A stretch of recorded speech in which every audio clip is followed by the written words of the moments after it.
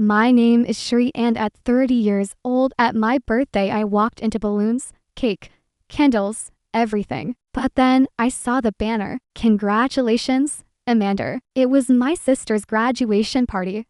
So I left quietly and did this. 2 weeks later, my sister would call in tears from the police station. If you have ever felt betrayed by the people who should have been your biggest supporters, let me know where you are watching from. I should have known better, but for one perfect stupid moment, I let myself believe it. That the music, the streamers, the cake, it was all for me. That my family, who had forgotten my birthday 3 years in a row once because Amanda had a migraine, I had finally remembered I existed. I saw the lights, the guests, the decorations. People actually turned and clapped when I walked in. I almost laughed like something out of a movie. For a full 3 seconds, I lived in a fantasy world where I was the favorite child. And then, congratulations, Amanda. Huge gold letters. A glittery banner stretched across the fireplace. My sister's name in cursive font.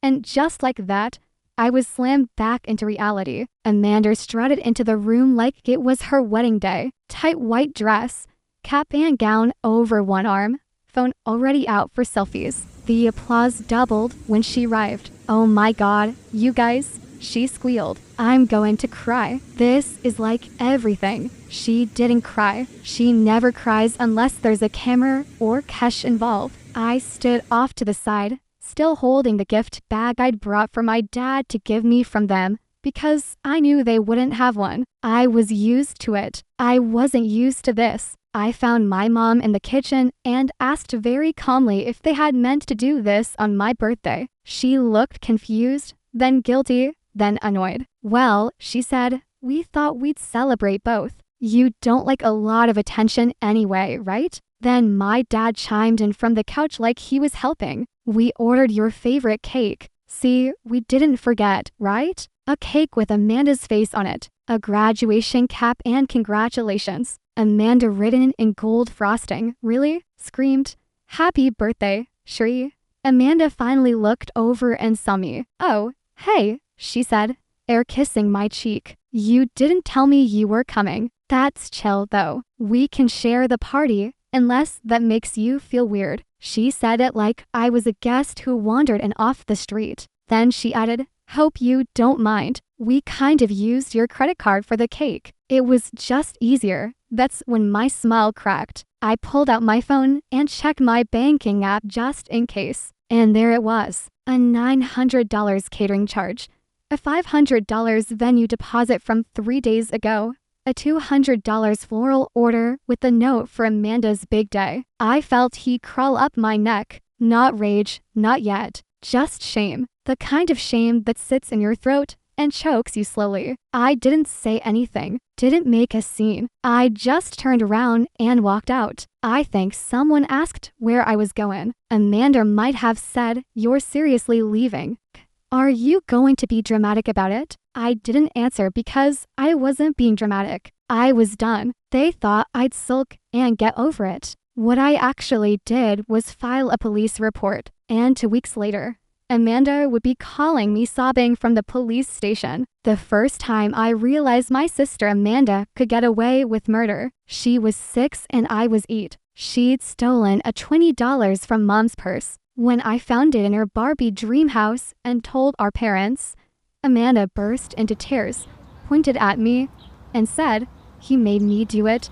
I was grounded for 2 weeks. Amanda got ice cream because she was clearly distressed. That was the beginning, or at least the first time. I remember realizing the scoreboard wasn't exactly balanced in our house. Back then, I thought maybe it would even out when we were older, that maybe eventually people would see through her act. They didn't, because Amanda didn't grow out of that phase. She perfected it, and my parents, they clapped every step of the way. Growing up, she had an audience. Her entire personality was a stage performance. Perfect smile, perfect hair, perfect tearful apologies, followed by 0 consequences. If I got a B+ on a test, my parents would say, next time, aim higher.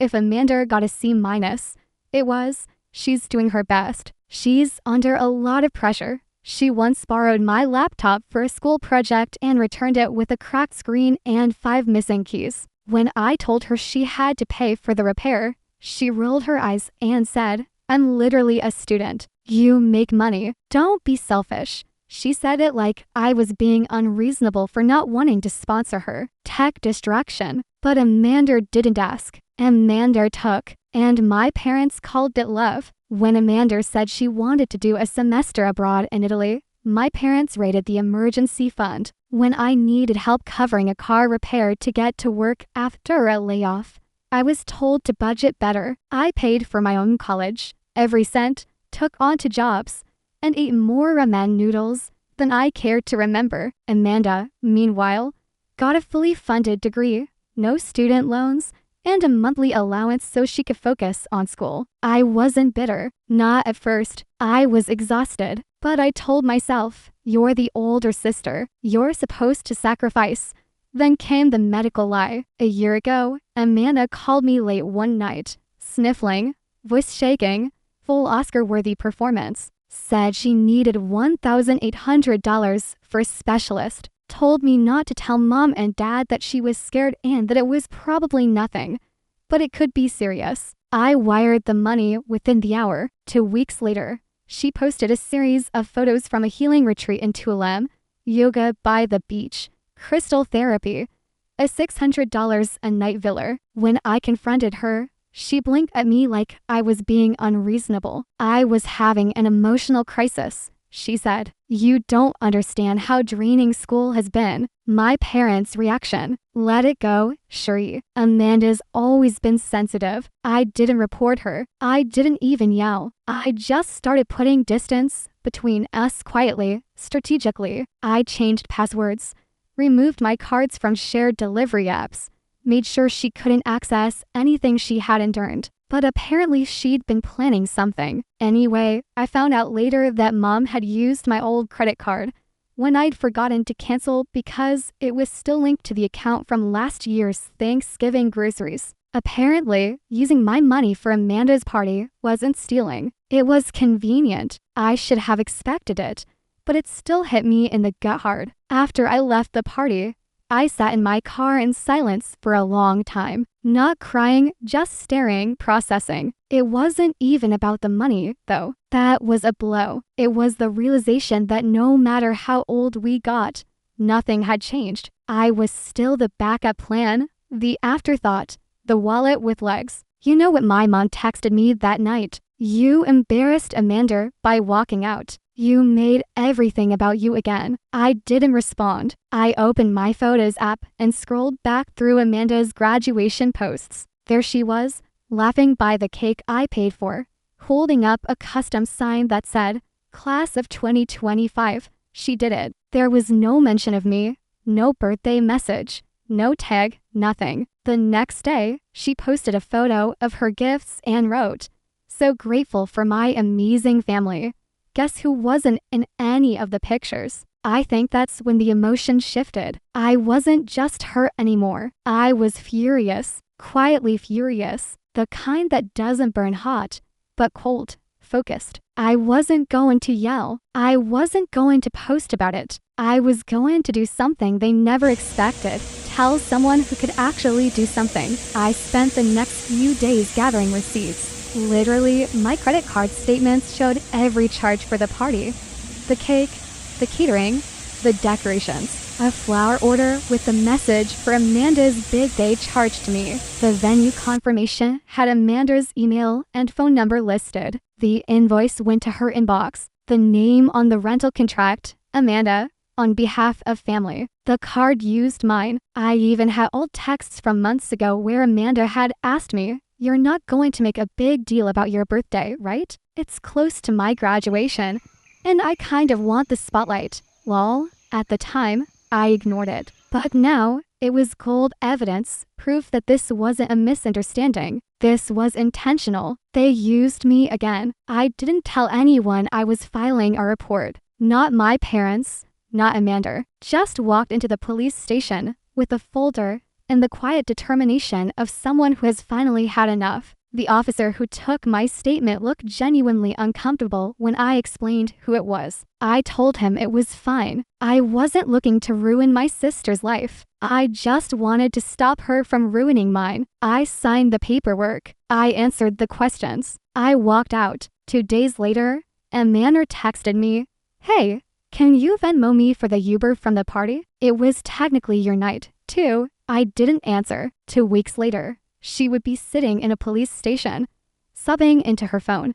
And for once, I wouldn't be the one she could count on to clean up the mess. She called me at 6:13 in the morning, not texted, not left a voicemail, called full-on, old-school ringtone ringing through my half-asleep brain. I let it go to voicemail. She called again and again. The 4th time I answered, not because I wanted to, but because I thought maybe someone had died. Honestly, that would have been easier. "Cherie," Amanda gasped, her voice cracking. "Oh my God, I'm at the police station. They said there's a report. A fraud report with your name on it. What did you do?" I sat up in bed, turned on the light, and blinked into the phone like it could give me strength. "Oh, so that's the part you're shocked about. Not the part where you stole from me." Silence.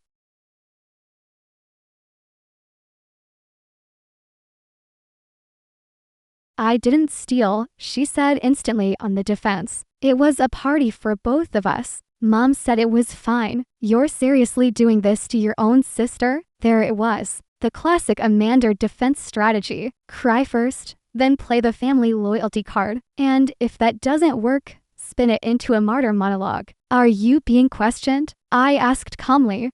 Yes. They said they need me to verify the purchases, and the card wasn't mine. And now I might get charged with fraud. "Cherie, you're ruining my life over a birthday party." "No, I said you're ruining your own life over years of treating me like a walking ATM. Later, I found out what really happened. Turns out Amanda had taken a photo of my credit card months ago when I left my wallet on the counter during a family visit. She used the card, manually typed in the number, expiration date, and security code to pay for the venue deposit, the cake, the decorations. When the officer asked how she got the card details, she said, "I thought she wouldn't mind. It was for both of us." She admitted she never asked, never told me, never even hinted. The officer asked, "Did she give you permission?" Amanda just blinked and said, "Well, she didn't say no." That's the level of logic we were working with. By that afternoon, my phone was blowing up like a fire alarm. Texts from my mom, my dad, even my aunt, who I hadn't spoken to in 3 years. "Mom, you went too far. Amanda is devastated." "Dad, you really want to throw your own sister in jail over a misunderstanding." "Aunt Karen, whatever happened to talking things through like adults? Not everything has to be a lawsuit." I didn't respond to any of them, not because I didn't care, but because I finally cared about myself more. That night, Amanda came to my apartment. I didn't know she knew where I lived. I still don't know how she got in the building. Probably manipulated a neighbor or threatened a delivery guy or cried at the buzzer. All her go-to tactics. I opened the door just enough to see her face. Red, tear-streaked, and blotchy. But not in a sorry way. In an "I'm still the victim" way. "I'm not here to fight," she said. I need you to drop the report, please." They said this could go on my record. It could affect jobs, travel, everything. I looked at her, not just looked, really saw her. And what I saw wasn't a scared sister. It was a girl who had never been told no and still didn't know what it meant. "You lied about needing money for medical treatment," I said. "You stole my credit card. You threw yourself a party on my birthday and acted like I was the inconvenience. And now you want me to fix it." "I didn't know it would go this far," she whispered. "That's the problem," I said. "It never goes far for you, because people like me always let it slide." Cue the tears. Round 2, maybe 3. I'd lost count, but they came anyway. "You're doing this to punish me," she said. "You've always been jealous." That one actually made me laugh. Genuinely jealous of Amanda. "Yeah," I said, "you're right. I've always dreamed of being the sibling who manipulates her way through life and ruins other people's credit scores."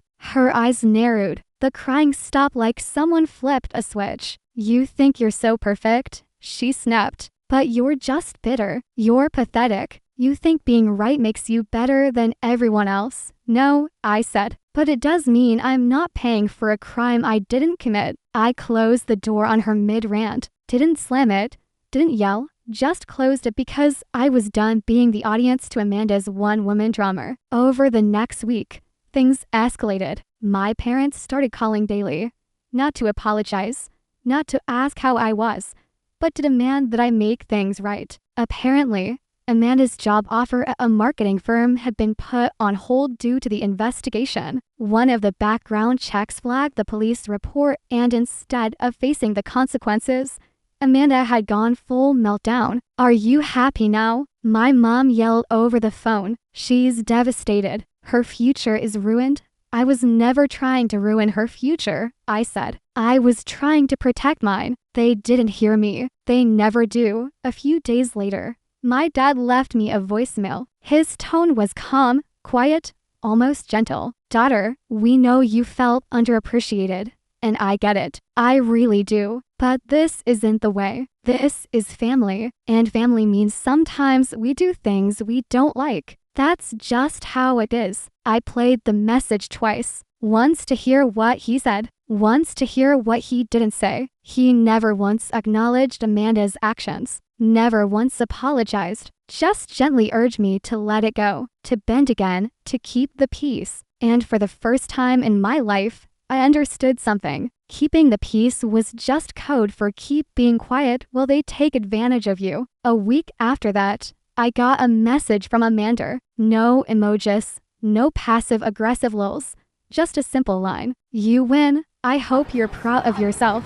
And the truth is, I wasn't proud. I wasn't gloating. I wasn't even happy. I was just done. Done carrying guilt that wasn't mine. Done paying for mistakes I didn't make. Done playing the role of the silent, dependable sister while they applauded Amanda for breathing. They had pushed me out of every celebration, every spotlight, every space where I should have mattered. And now they were shocked I'd finally stepped into my own. By the time Amanda sent me that final text, you win. I hope you're proud of yourself. I thought we'd reached the climax. I thought the drama had peaked, that the worst was over, that maybe finally they'd leave me alone. I was wrong, because apparently the one thing more dangerous than Amanda crying is Amanda cornered. And a cornered Amanda comes with backup. 3 days after that text, my mom showed up at my office. She didn't even call ahead, just walked right into the lobby like she owned the place and asked to speak with me urgently. When I came down, she looked me up and down like I'd personally betrayed the family bloodline. I raised you better than this, she said. No hello, no how are you, just straight to the guilt. I motioned for us to step outside. She followed, her heels clacking like judgment across the pavement. You've humiliated your sister, she snapped. She might not get the job now. Do you understand what this means? Her whole career could be ruined, I said. Yeah. That's usually what happens when you commit fraud. Her face serene, not from shame, from fury. You're doing this out of spite over one party. We raised you, Shuri. We paid for your school clothes, your sports, your food, right? I said. And in return, I gave you a down payment on your house and covered your utilities for 2 years. But sure, let's talk about that one time in 5th grade you bought me sneakers. She actually had the nerve to say, that was your choice. We never asked you to help. No, they never asked. They just expected me to pick up the slack when Amanda blew through her allowance. Expected me to cover the gap when Dad forgot the power bill. Expected me to be grateful for scraps, while Amanda was handed everything on a silver platter, including my birthday. I'm not dropping the report, I said, and if Amanda has any sense left, she'll take the deal the officer offered her and move on. My mom glared at me. You're not just punishing Amanda, you're punishing this family. I shrugged then. Maybe this family should have stopped treating me like a stranger with a checkbook. And I walked back inside, leaving her standing there fuming.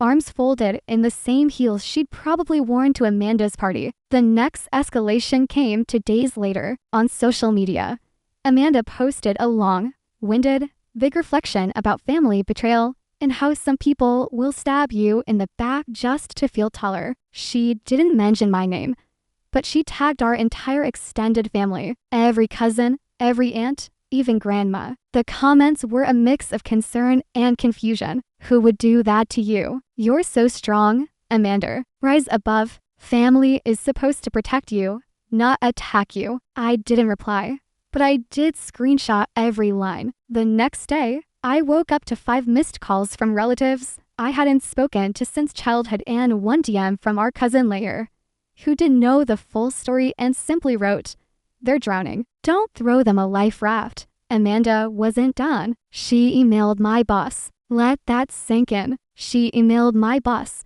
pretending to be a concerned friend of the family, and claimed I was going through a personal crisis and might be lashing out at loved ones inappropriately. Luckily, my boss is the type of person who drinks black coffee, runs marathons, and doesn't tolerate nonsense. She forwarded the email to me with 1 line. "Let me know if I need to block anyone." I replied, "Might want to block Amanda. She's going through a full-time identity crisis." We laughed about it, but deep down, I was shaken. Amanda wasn't just panicking. She was spiraling, and she dragged down whoever she could to keep herself afloat. The police case moved faster than I expected. Maybe because the evidence was so clean. Maybe because Amanda's digital fingerprints were all over everything. Maybe because the officer handling the report was the kind of guy who didn't like being lied to. They offered Amanda a deal: repay the full amount, complete a 100 hours of community service, enroll in a financial accountability workshop. In return, no charges filed, no permanent record. All she had to do was admit fault,